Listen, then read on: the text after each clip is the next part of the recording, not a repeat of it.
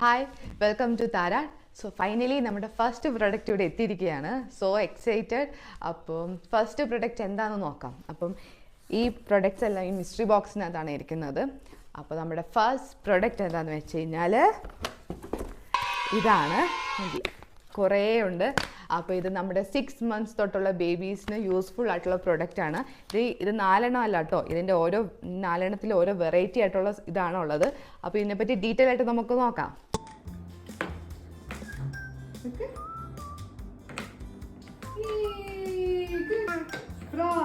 ഇതോ